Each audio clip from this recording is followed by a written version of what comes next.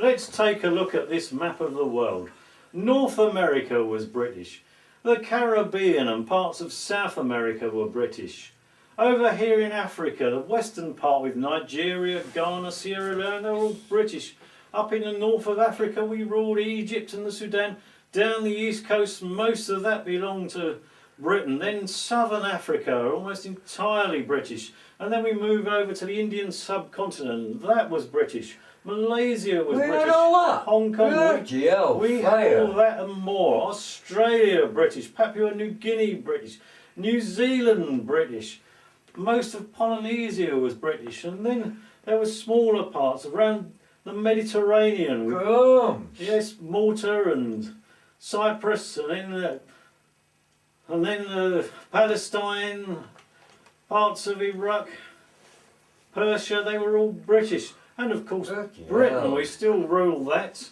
Are you sure we still got that? Only just. Oh yeah, I'm here. Finally, we still have the Falkland Islands. If that doesn't make you feel proud to be British, knowing we administered all this part of the world, then hand me back your British passports. Oh, British Gibraltar! We got Gibraltar as well! You forgot Gibraltar! Oh, did I? I know, because I was stationed there. Oh, well. I was a supper, supping me supper. Damn fine show there.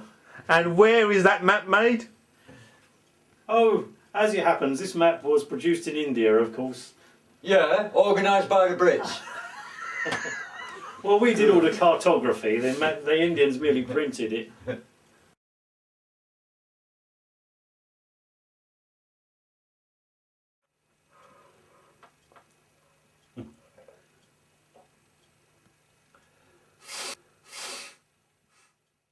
Okay, we're gathered here today to discuss immigration. Why people are getting paranoid about being taken over by immigrants in Britain and in all its former white colonies, as well as in Europe, and feel the need to vote for right-wing anti-immigrant parties like the BNP. We are here at the invitation of Her Majesty the Queen in Windsor Castle's finest study room. With me is Lord Hypocrite from the House of Lords. Good afternoon. Actually, refugee, it's Lord Hypocrite. There's a subtle difference. Oh, I stand corrected. Professor, a legal imperial historian from Oxford University. Yeah, ladies and gentlemen, good evening. Sir Ek, I must correct you. My name is Professor Illegal. Oh, I'm always getting bloody corrected. And finally, Dr. Immer Grant, an imperial psychologist from Harley Street. Hello, good dam. How you doing? For Blighty's sake, Sir Refugee, my name is Dr. Immer Grant. I speak the Queen's English. But that doesn't make you a true native Brit. The Queen has asked us to promote a greater understanding of our history and to find a way forward. Yes, it has been the honour of my family to serve Queen and country for many generations and to play a vital part in its imperial past.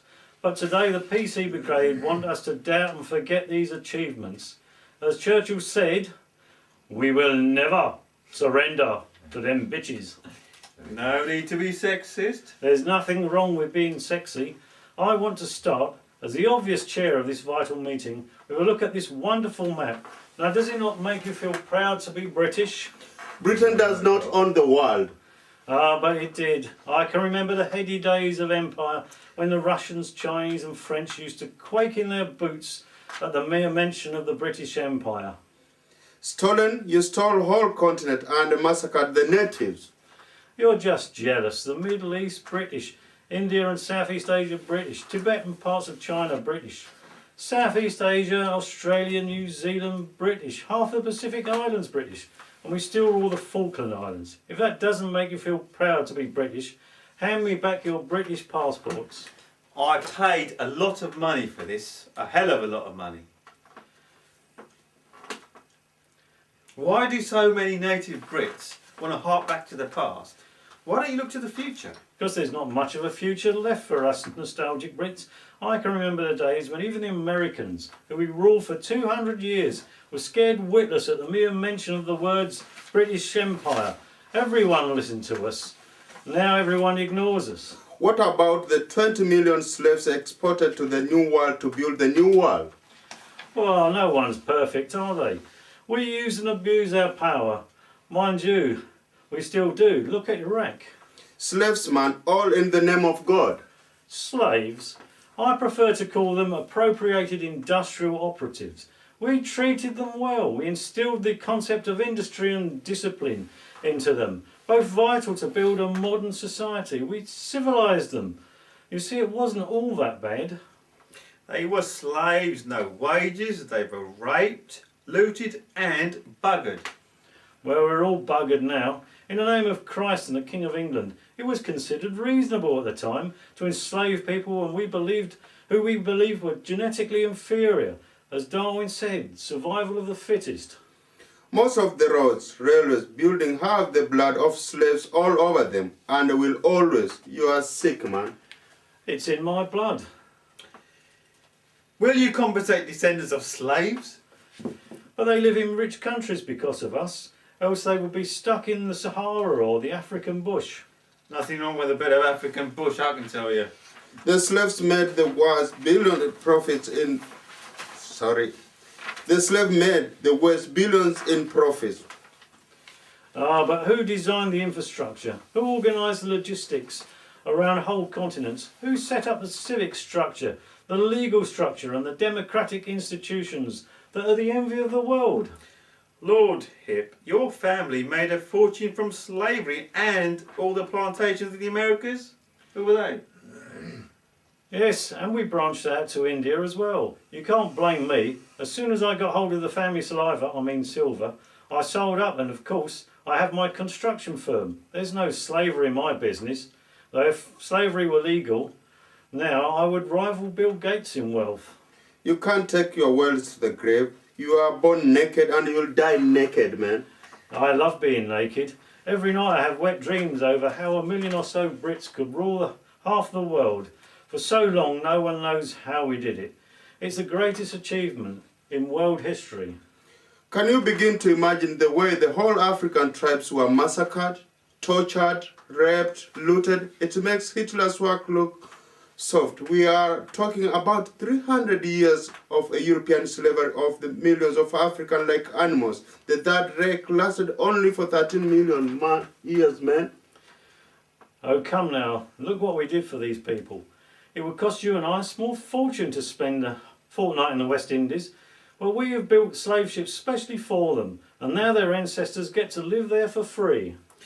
As a Polish-pakistani of North Indian origin, I would like to state that many millions of Asians were too enslaved, but that gets forgotten.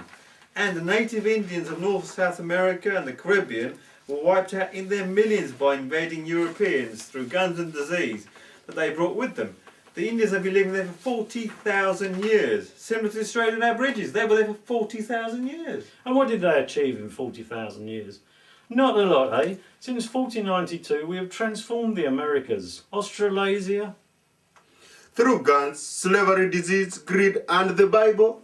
Well, no one's perfect, are they? Market forces must decide. We're in competition with the French, Spanish, Portuguese, Belgians, Germans, Russians, Italians. We were the most advanced, civilised nation in the world. Lord, oh crit, do you know that Brits used to live in tribes and in mud huts before the Romans came here and made this nation civilised? Built the roads, the drainage, the civic institutions, the legal system, even the ruler, if I have it here somewhere, look. Built by the Romans, weights and measures, everything done by the Romans, including the toilets. I think you're talking crap. It was Thomas Crapper who invented the toilet. Oh my God.